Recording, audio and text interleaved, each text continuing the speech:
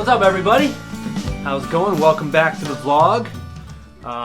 Sorry that it was a week off last week, but we had February vacation and I headed south with my family to get warmed up.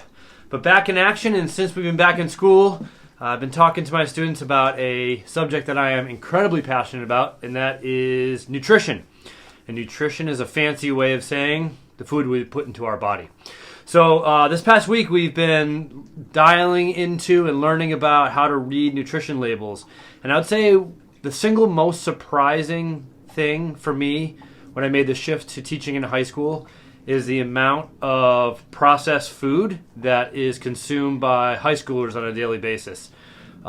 It's really quite alarming, to be honest. So I'm taking it upon myself to share some of the cool stuff that I've learned with my students to help improve their health and wellness through their nutrition. So in class lately, we've been diving into reading all the different facts about the nutrition labels of snacks or labels of snacks that my students have brought in the past. And the two that we're working on, that we're focusing on, is the amount of sugar in a food and the amount of ingredients. And we're finding that the more ingredients that we cannot pronounce, that sounds like they come from science labs, means a food is more processed and less healthy for our body. And the less ingredients and the more natural the food is, the better it is for our body. So a whole food being a food with only one ingredient in its most natural state, and a processed food being a food that is manipulated in some way, shape, or form by those dirty food companies. And speaking of which, I have a fiber brownie bar here. And one of my students was counting the number of ingredients in it yesterday in class. And if you flip it over, you can kind of see the nutrition facts there. And here, it looks like there are approximately 8 ingredients that make up this fiber brownie bar. And my student said, well, there's 8 ingredients in this fiber brownie bar. And I thought to myself, I bet there's more than that. So as we kind of looked into it, we noticed the tricky food company put the first 8 ingredients there, and the other 39 ingredients listed in very small font underneath the tab.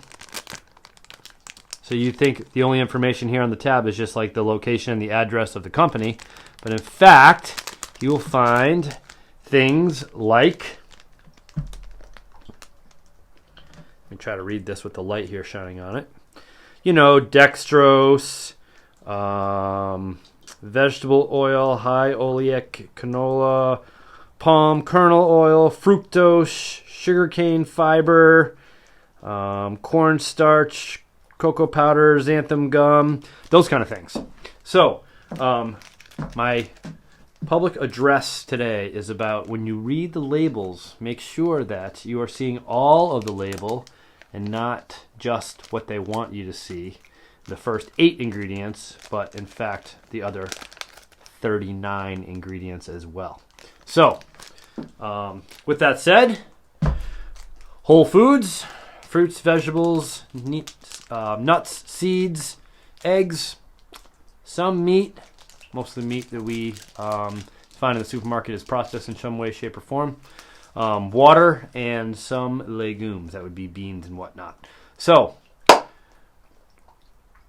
biggest question I get is, Mr. D, what should I do to eat healthier? And the question is, eat less processed foods and more whole foods. Another way of saying that is, eat less stuff that is in airtight packages and more stuff that the clerk has to weigh when you buy at the store.